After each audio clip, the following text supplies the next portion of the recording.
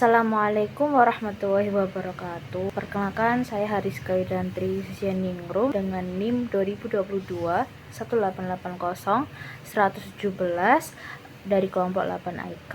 Baik, di sini saya izin untuk menjawab pertanyaan dari nomor 1 AIK. Yang pertama, salah satu rumusan yang dijadikan sebagai landasan ideologis bagi Muhammadiyah ialah Muqaddimah Anggaran Dasar Muhammadiyah. Yang A. Jelaskan hakikat dan fungsi Muqaddimah Anggaran Dasar Muhammadiyah. Dan yang B. Jelaskan pokok kandungan dari Muqaddimah Anggaran Dasar Muhammadiyah. Baik, di sini saya akan menjelaskan tentang hakikat dan fungsi Muqaddimah Anggaran Dasar Muhammadiyah. Namun sebelum itu, kita harus mengetahui apa itu Muqaddimah Anggaran Dasar Muhammadiyah. Muqaddimah Anggaran Dasar Muhammadiyah itu merupakan doktrin ideologi Muhammadiyah yang memberikan gambaran tentang pandangan Muhammadiyah mengenai kehidupan manusia di muka bumi ini. Termasuk di dalamnya yaitu cita-cita yang ingin diwujudkan Muhammadiyah dan cara-cara yang dipergunakan untuk mewujudkannya. Sebagai sebuah doktrin ideologi, Muqaddimah Anggaran Dasar Muhammadiyah adalah pokok pikiran yang menjiwai dan melandasi gerakan Muhammadiyah. Pada hakikatnya, Muqaddimah Anggaran Dasar Muhammadiyah merupakan suatu kesimpulan dari perintah dan ajaran Al-Quran dan As-Sunnah tentang pengabdian dari manusia kepada Allah Subhanahu wa Ta'ala. Semua yang kita lakukan sebagai hamba Allah pun tak luput dari mengerjakan apa yang menjadi kewajiban manusia seorang hamba kepada Allah dan meninggalkan apa yang diharamkan. Tentunya yang dilakukan tersebut berlandaskan kepada Al-Quran dan As-Sunnah Rasulullah SAW. Sementara itu, fungsi dari Muqaddimah Anggaran Dasar Muhammadiyah adalah sebagai jiwa dan semangat pengabdian serta perjuangan. Adanya Muqaddimah Anggaran Dasar Muhammadiyah ini tentunya diharapkan bisa menjadi dasar, arahan, dan tuntunan agar menjadi pribadi yang lebih terarah yang berlandaskan Al-Quran dan As-Sunnah. Baik, kemudian di sini saya akan menjelaskan tentang isi pokok kandungan Muqaddimah Anggaran Dasar Muhammadiyah. Jadi, di dalam Muqaddimah Anggaran Dasar Muhammadiyah terkandung beberapa isi pokok pikiran, yaitu yang pertama, hidup manusia berdasarkan tauhid, ibadah, dan taat kepada Allah. Tujuan manusia hidup ke bumi ini adalah untuk beribadah kepada Allah. Oleh karena itu, kewajiban pertama manusia hidup ke bumi yang pertama kali adalah beribadah dan taat kepada Allah. Lalu yang kedua itu adalah hidup manusia bermasyarakat. Jadi selain beribadah dan taat kepada Allah, manusia itu juga hidup bermasyarakat, yaitu menjalin hubungan antara manusia yang lain. Lalu yang ketiga, mematuhi ajaran agama Islam dengan keyakinan bahwa ajaran Islam itu satu-satunya landasan kepribadian dan ketertiban bersama untuk kebahagiaan dunia akhirat. Diketahui bahwa mematuhi ajaran agama Islam itu mempunyai dampak positif, terkhusus membuat hati kita tenang. Lalu yang keempat, menegakkan dan menjunjung tinggi agama Islam dalam masyarakat adalah kewajiban sebagai ibadah kepada Allah dan insan pada kemanusiaan. Jadi di dalam kehidupan itu perlu untuk menegakkan dan menjunjung tinggi agama Islam dalam masyarakat. Hal ini merupakan bentuk kecintaan manusia sebagai umat Islam yang taat kepada Allah dan ihsan kepada kemanusiaan. Lalu ittiba kepada langkah perjuangan Nabi Muhammad SAW. Adanya ittiba ini merupakan salah satu bentuk kecintaan manusia terhadap apa yang sudah dilakukan oleh Nabi Muhammad, yaitu seperti kita mungkin dapat mengikuti dan menuruti semua yang diperintahkan, lalu juga menghindar dan menjauhi apa yang dilarang oleh Rasulullah SAW. Lalu yang terakhir adalah melancarkan amal usaha dan perjuangan dengan ketertiban organisasi. Dengan adanya organisasi ini, umat muslim itu akan semakin menjadi pribadi yang berada di jalan yang lurus dan juga semakin bertakwa pada Allah SWT. Bismillahirrahmanirrahim. Assalamualaikum warahmatullahi wabarakatuh. Perkenalkan, saya Nahed Izzati Mumtaza dengan NIM 2022-1880090 dari kelompok 8 AIK. Izin menjawab soal UAS AIK nomor 2A yang isinya para pimpinan Muhammadiyah di semua tingkatan struktural dan warga Muhammadiyah seharusnya memahami kepribadian Muhammadiyah. A. Apa yang dimaksud dengan kepribadian Muhammadiyah? Jelaskan. Kepribadian Muhammadiyah adalah rumusan yang menggambarkan hakikat Muhammadiyah serta apa yang menjadi dasar dan pedoman amal usaha dan perjuangan Muhammadiyah serta sifat-sifat yang dimilikinya. Sekian. Assalamualaikum warahmatullahi wabarakatuh. Perkenalkan, nama saya Abdurrahman Wildan Safa dengan NIM 2022-1880040. Izinkan saya menjawab soal UAS AIK nomor 2B, yaitu apa saja isi kandungan pokok kepribadian Muhammadiyah, dan jelaskan. Isi kandungan pokok kepribadian Muhammadiyah yaitu antara lain terkandung dalam mukadimah anggaran dasar, yaitu hidup manusia harus berdasar tauhid, ibadah, dan taat kepada Allah. Kemudian hidup manusia harus bermasyarakat, mematuhi ajaran-ajaran agama Islam dengan berkeyakinan bahwa ajaran Islam itu satu-satunya landasan kepribadian dan ketertiban bersama untuk kebahagiaan dunia akhirat. Kemudian menegakkan dan menjunjung tinggi agama Islam dalam masyarakat adalah suatu kewajiban sebagai ibadah kepada Allah dan ihsan kepada kemanusiaan. Selanjutnya juga merupakan ittiba kepada langkah dan perjuangan Nabi Muhammad SAW. Kemudian melancarkan amal usaha dan perjuangannya dengan ketertiban organisasi. Selanjutnya pedoman amal usaha dan perjuangan Muhammadiyah.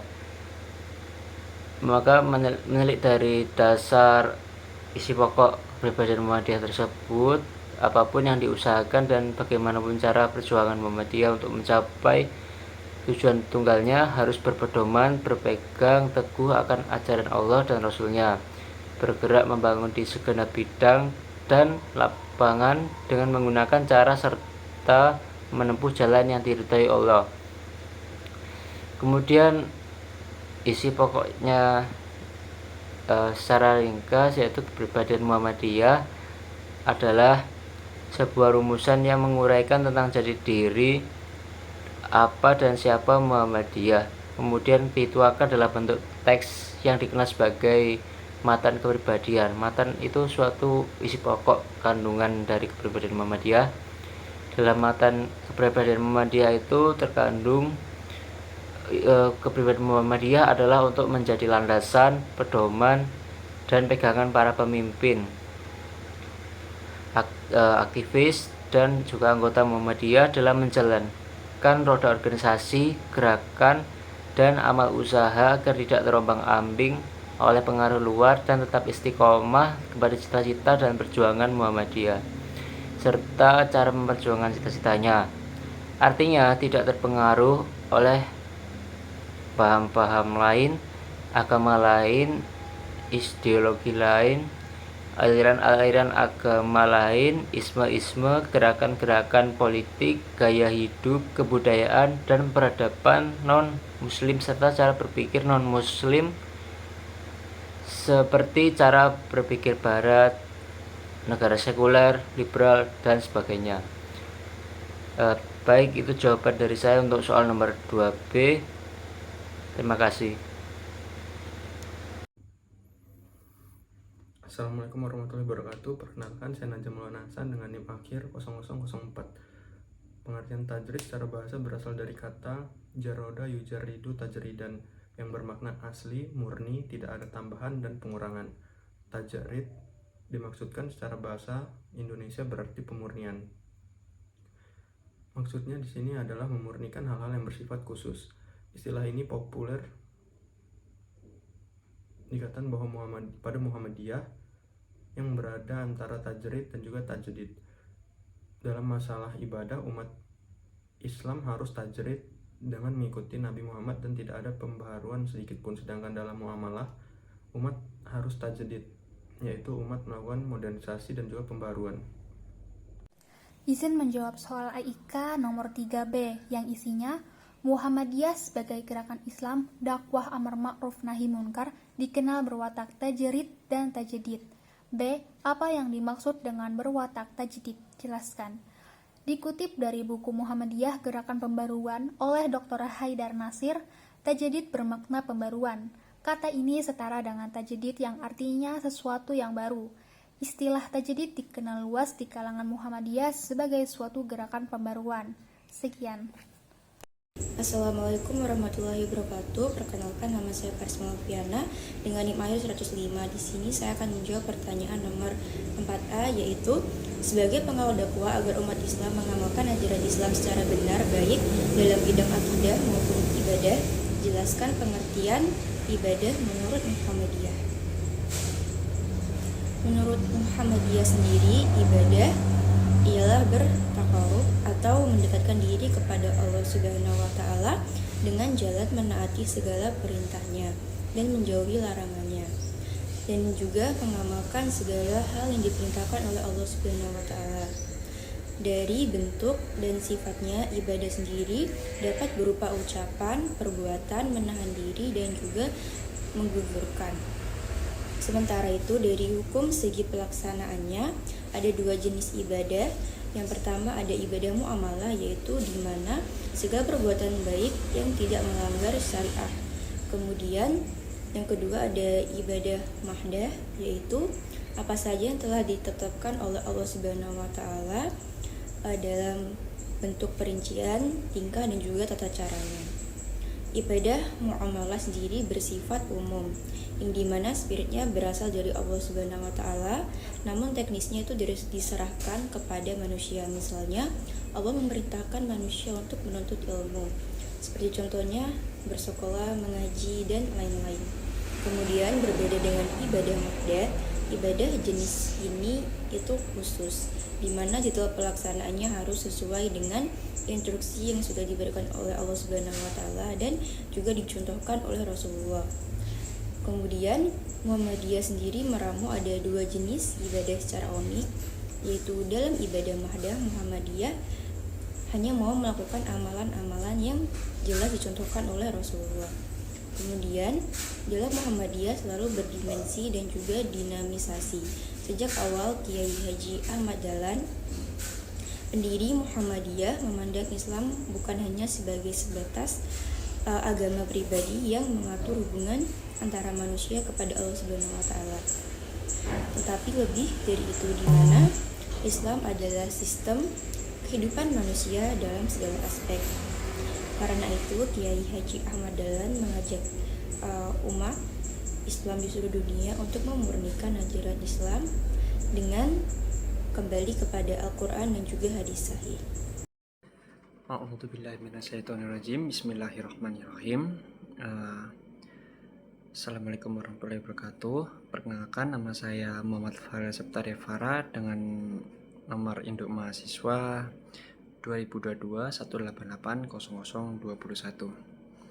Di sini saya ingin menjawab pertanyaan nomor 4 yang B, yaitu jelaskan pengertian apa itu tahayul, bid'ah, dan khurafat. Dan saya akan memberikan contoh. Mungkin contohnya ini mungkin di sekitar lingkungan kita ya. Yang pertama yaitu kan ada 3. Yang pertama tahayul, bid'ah, khurafat. Kalau tahayul itu sebuah khayalan atau angan-angan yang memiliki yang nggak ada dasarnya atau kenyataan yang jelas. Nah, jadi kita itu seolah-olah misal kita telah melewati jalan raya gitu. Nah, ketika jalan raya di situ kan ada mengalami kecelakaan, kayak bekas kecelakaan gitu. Nah, kita tuh anggap jalanan itu kayak ada roh yang mayat yang udah kecelakaan itu. Jadi ada banyak roh gentayangan di jalan itu, sehingga kalau kita misal lewat ke sana nanti dia akan membawa sial, atau mungkin kita menganggap kalau misal kita lewat ke jalan itu nanti kita bakalan kecelakaan juga. Nah, itu termasuk salah satu tahayul dalam kehidupan kita sehari-hari. Nah, untuk tahayul ini kita mungkin bisa mengurangi dengan berpikir positif, bagaimana agar kita tidak memiliki pikiran-pikiran tahayul seperti itu. Nah, yang kedua yaitu bid'ah. Pengertian bid'ah itu dalam konteks agama kita, yaitu agama Islam, itu semacam praktek keagamaan yang gak ada dasarnya atau di dalam Al-Quran dan hadis. Nah, kalau di dalam Islam itu bid'ah sering dianggap sebagai sesuatu yang tidak diinginkan karena bisa merusak integritas agama Islam atau ajaran agama. Nah, karena sifat bid'ah ini banyak, mungkin bukan mayoritas kita, tapi rata-rata, mohon maaf kalau tersinggung. Mungkin di sini banyak masyarakat di Indonesia itu memiliki ajaran-ajaran agama atau mungkin semacam ritual ibadah baru yang dimana tidak sesuai dengan Al-Quran dan hadis. Nah, di sini banyak orang-orang yang menganggap oh iya, ajaran ini tuh bagus buat untuk sehari-harian kita, untuk bla bla bla bla bla. Nah, tapi di sini bid'ah itu sangat dilarang. Nah, yang terakhir yaitu khurafat. Nah, pengertian khurafat ini tuh meyakini kalau praktik-praktik mistis atau supranatural, supranatural yang di luar batas-batas kita. Jadi semisal contohnya itu kita menganggap dukun itu emang beneran bekerja. Nah, tapi juga mungkin wallahu alam, tapi saya juga nggak percaya tentang dukun. Nah, banyak masyarakat itu percaya kalau misal dukun-dukun itu bisa kayak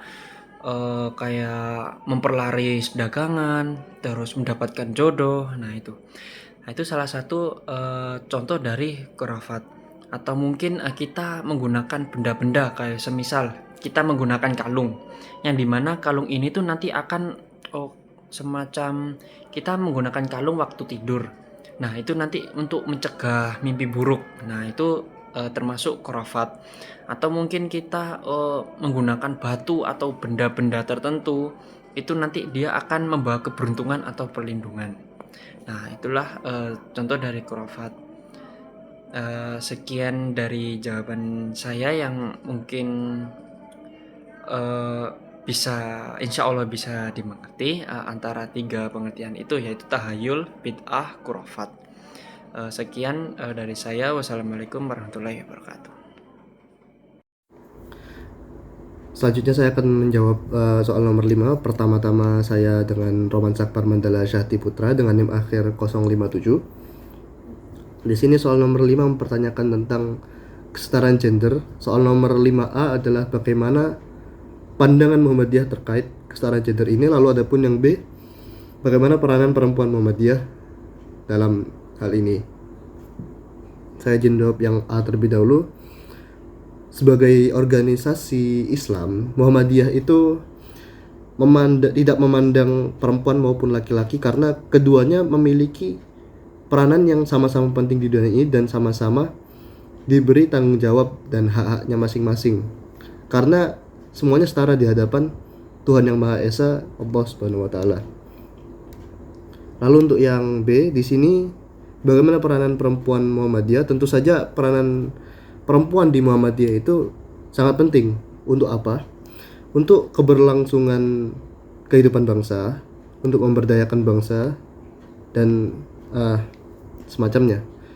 Di sini juga Muhammadiyah sudah memberdayakan perempuan lewat dapat dilihat dari bukti-buktinya itu perempuan memiliki haknya sendiri dalam pendidikan, tidak dibeda-bedakan. Perempuan juga berhak untuk belajar mereka juga berhak untuk mengajar.